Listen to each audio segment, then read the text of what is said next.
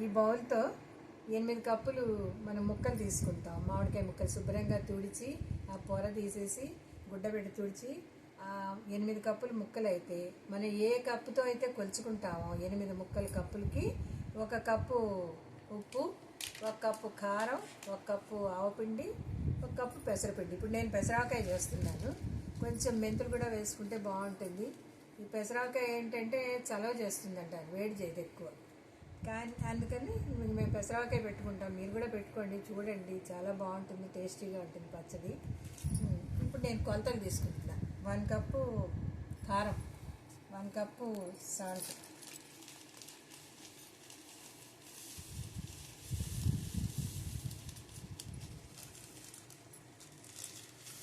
1 cup పెసరపిండి,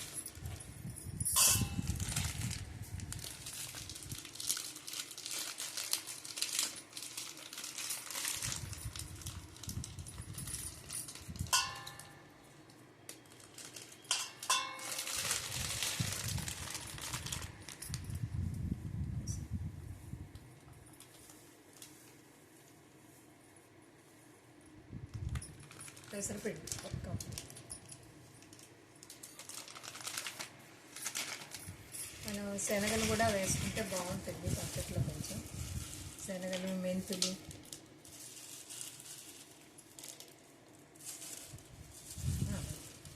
పసుపు, చిటికెడు పసుపు అంతా ఈ పిండి బాగా కలిపి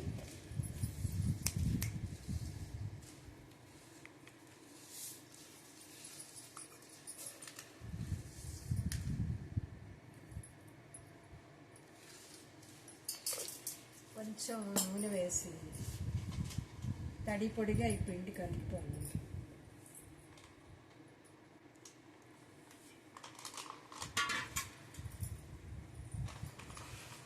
మనం పక్కన ఒక గిన్నె పెట్టుకొని దీంట్లో నూనె పోసుకొని ఈ ముక్కలు డిప్ చేసుకొని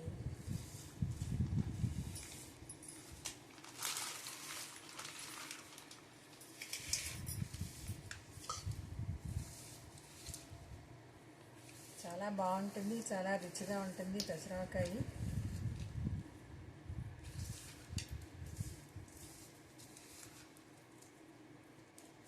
చూడండి, ఇప్పుడు ఈ ముక్కలు నూనెలో డిప్ చేసుకొని, అంటే మన ముక్కలు ముందు కొలిచి పెట్టేసుకుంటాం కదా,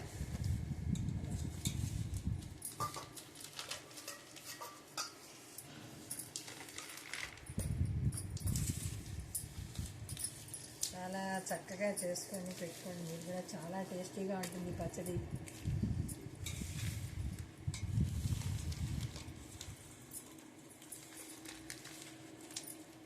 ఇలా డిప్ చేసుకుంటే ముక్కలు చాలా గట్టిగా ఉంటాయి అన్నమాట ఆయిల్లో.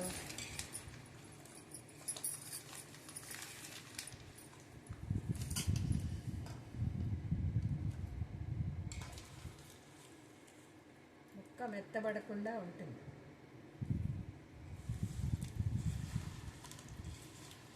చాలా రుచిగా ఉంటుంది, చాలా టేస్టీగా ఉంటుంది. మా ఇంట్లో అందరికీ ఇష్టం. మీరు కూడా పెట్టుకొని ఎలా ఉందో చెప్పండి, లైక్ చేయండి ఈ వీడియో.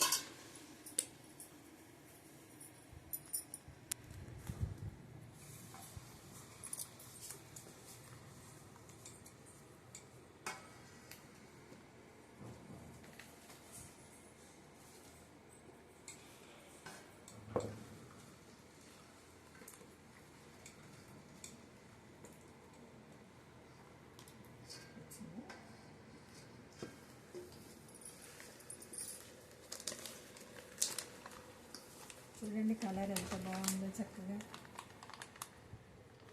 ఓకే,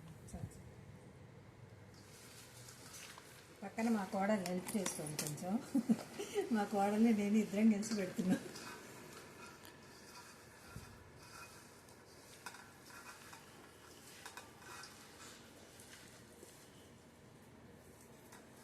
పచ్చడి పెట్టుకొని మీరు బాగా చేసుకొని ఎలా ఉందో నాకు చెప్పండి.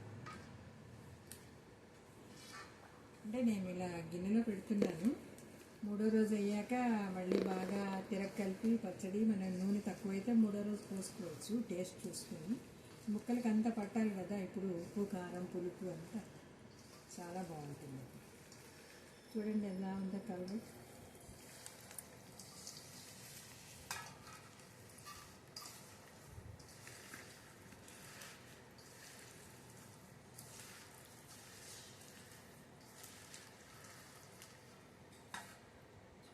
ఇలా గిన్నెలో పెట్టేసుకొని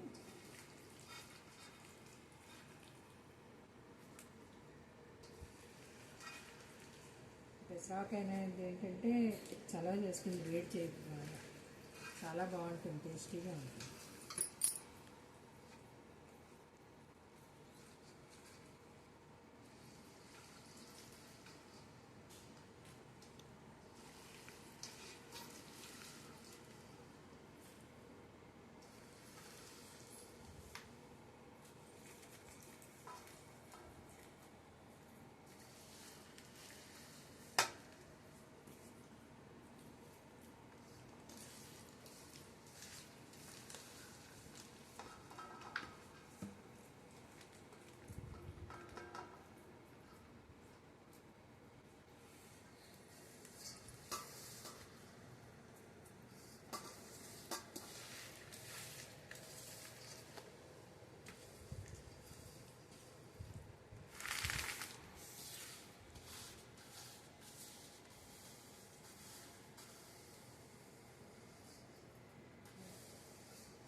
చూసారా ఎలా పెట్టుకోవాలి, చాలా ఈజీ. మీరు కూడా చేసుకొని ఎలా ఉందో నాకు చెప్పండి.